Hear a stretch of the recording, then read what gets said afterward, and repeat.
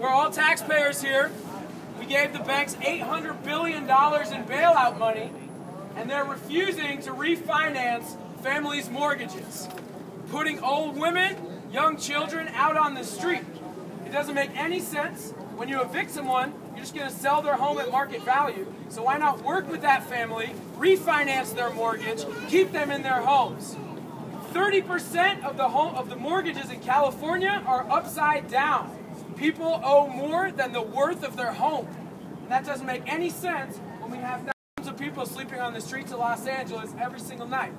So we're here today to speak out against Mellon Bank, who's perpetrating fraud and stealing homes of Angelenos. So we have about 5 people that are going to speak today. We got Matt Ward, who's going to talk about what we did at the Sheridan today at the auction of foreclosed homes. Cheryl Eichley is going to say some words. We have a homeowner named Jaime Perez, who's facing foreclosure, an older gentleman. We've got Caro, who was at the home of a 60-year-old chaplain when she was evicted at gunpoint by LAPD last week. And then we've got Faith Parker, who's a 78-year-old homeowner who's been kicked out of her home of 50 years in South Central. So thank everyone for coming, and Matt Ward. Oh, Matt. We see you, Mellon. Hi, my name is Matt Ward. We held an action against Auction.com's foreclosure action, or auction, at the Sheridan Hotel. We cannot allow foreclosure auctions to continue uninhibited in our own backyards. It is the least we can do to stand up for our communities together and to fight for our houses together. There's a great stigma surrounding foreclosure. People feel alone. They've gone through a process where the legalese of the paperwork frustrates them, makes them feel individualized and fragmented. Occupy LA, Occupy the Hood, these groups that are working together, we are here to help families save their homes. You are not alone. We are here together, and humanity needs to stand together to stop the corporate-controlled banking system from destroying and committing crimes against humanity. If you are in danger of losing your home, if you're in the middle of foreclosure and you feel that you're getting the runaround, if you are being evicted, you need to get help. You need to reach out to people who are here to help you. Please contact OLA Save My Home at gmail.com. We are here to help you. Thank you. Yeah. All right. Yeah. Next we have Cheryl Eichley. Hi, my name is Cheryl Eichley. I'm a member of Occupy Los Angeles, and today is Friday the 13th. And traditionally, Friday the 13th is connected to some superstition with Wall Street and trading on Wall Street. Today, we want to bring that bad luck up to Bank of New York Mellon. Bank of New York Mellon is foreclosed upon 2 families that we are helping. Faith Parker's family and Chaplain Bertha Herrera's family. And the reason why I'm so interested in the foreclosure issue is it ties in the corrupt banks, the corrupt Wall Street, the corrupt politicians, the corrupt courts, and all the people that are preying upon those that are going through this issue right now. There are a lot of frauds out there on both sides. This year, in 2012, there's expected to be 12 million new foreclosures in the United States. 1 in 5 foreclosures happens in the state of California. 20% of the foreclosures are happening in our Golden State. And over 70%, African Americans and Latino families are over 70% more likely to be foreclosed upon than Caucasians. And what we want to do is we want to invite the city of Los Angeles out on February 11th. We are going to have a foreclosure forum and General Assembly of Occupy Los Angeles focused on the foreclosure issue. We are calling for a moratorium, not only in this city, not only in this county, not only in this state, but in this entire nation. No more foreclosures until we can figure out the frauds and keep families in their homes. and I want to read a quote to you. We must go forward cautiously and consolidate each acquired position, because already the inferior social stratum of society is giving unceasing signs of agitation. Let us make use of the courts, when through law intervention the common people shall have lost their homes. They will be more easily controlled and more easy to govern, and they shall not be able to resist the stronghold of the government acting in accordance with the control of the leaders of finance. That comes from a banking magazine 120 years ago.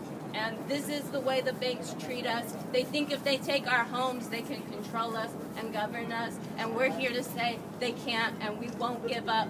If the banks tell you to get out, stay. We want you to stay and occupy. If you need help, we will do what we can. We're not legal experts by any means whatsoever, but we want to help as many families as we can. Thank you. Did you say your name again? My name is Cheryl Eichle. My last name is spelled A-I-C-H-E-L-E. Yeah. Woo! So our next speaker, Jaime Perez, has a valuable story to share with us. We're here at ground zero of the foreclosure crisis in California, where 20% of foreclosures happen, outside of Mellon Bank, one of the worst perpetrators of foreclosures in our communities. And so it's appropriate on this Friday the 13th, which is a day of bad luck for banks in the 1%. We're here to hear from Jaime Perez, who's going to speak about his experience facing foreclosure from big banks. Jaime?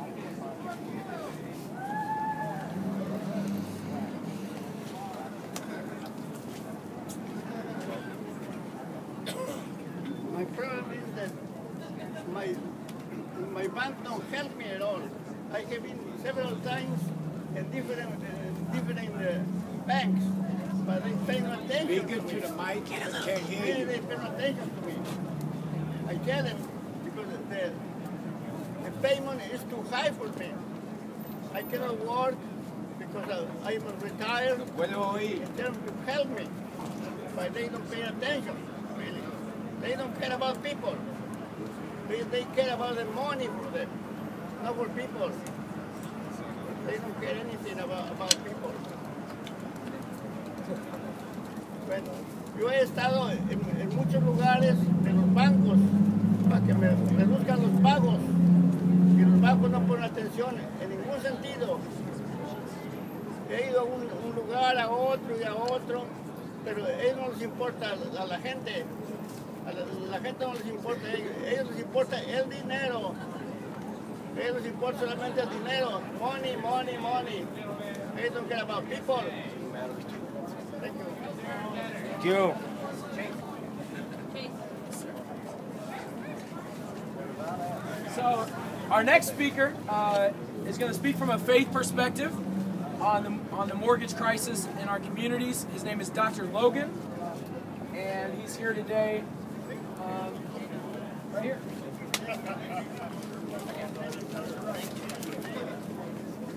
We'll say good afternoon, everyone, and I'm thankful to be a part of the faith community. Oh, okay. Not familiar with cameras and stuff. All right. Glad to be a part of the Occupy LA and Occupy effort and movement as a faith leader. The Interfaith Sanctuary has been a part of this movement as invited by Occupy LA and as invited by those who have a sense of the morality of having sacred space, living space, and the dignity and quality of life. I've just come from a workshop at Second Baptist Church where Dr. King actually engaged the faith community in social justice efforts. We just conducted a workshop just today on the inequities that are so prevalent in our day and time right here. I'm also a part of Interfaith Communities for Unity, Justice, and Peace. And just 7 days ago, we talked with Bertha Hernandez, who is a chaplain who's been evicted, if you will, snatched from her home through a foreclosure issue. This location brings back memories because the last time I was arrested, it was out in front of Chase Bank because our chant was, we get notices, but banks get bonuses. Bank executives get bonuses, we get notices. So we stand in solidarity with those who are being thrown out of their homes. The scriptures of Nehemiah chapter 5 speak clearly about how it is egregious that people who pay their bills, who try to maintain their level of living standard, who try to do right, are thrown out, while executives continue to make money. It is an abomination in the sight of God, and as faith leaders, we stand in solidarity with all of our brothers and sisters. We'll continue to do so, and we're going to pray for the bank executives. We're going to pray, especially for those like Bertha and for those like Faith who are being thrown out, because we believe that God is unapologetically on the side of the oppressed. God bless you. Thank you, brother. Yeah. Thank you, Dr. Logan, for those inspiring words.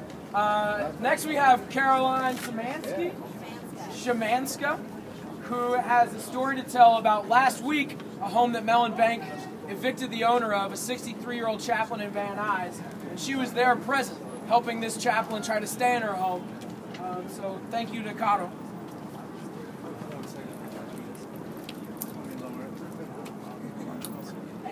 Hi everyone, good afternoon.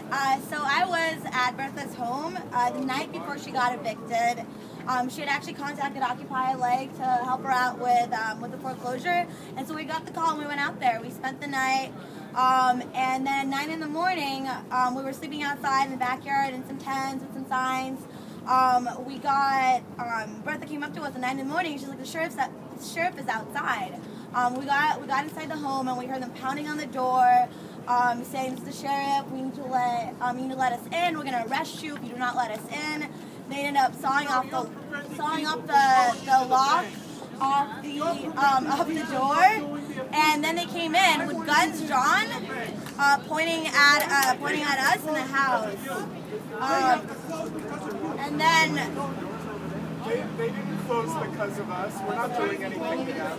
Keep going. Okay. And so they had the gun pointed at us. They came in. They actually handcuffed 3 people at the house and then let them outside. They didn't make any arrests. They just made the handcuffs. They were surprised at the fact that occupiers were there at the home, and they escorted all of us out. In this bank. Out of the home, and they treated us like criminals, even though we weren't doing anything wrong. Oh, okay. Yeah, they treated us like criminals. 10 squad cars showed up after Bertha had left her home just to harass her. It's not fair. None of these people. Mic check! Mic check! Mic check! Mic check! The gentleman has a question. He wants to know. Why he cannot go in the bank. He cannot go in the bank. He needs to direct that question to the criminals stealing people's homes. It is not our responsibility. To have those doors open. They chose to close the doors. Why? Because they know they are continuing to commit crimes against the nation. We call it financial terrorism. Woo!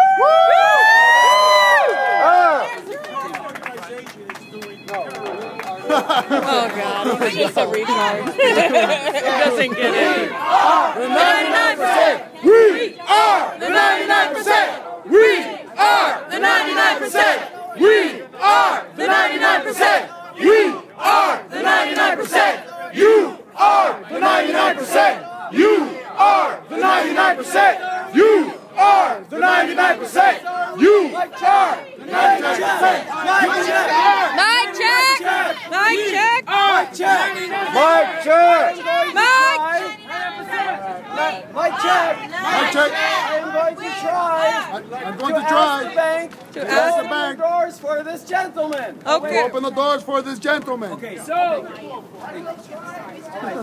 So Miss Parker has a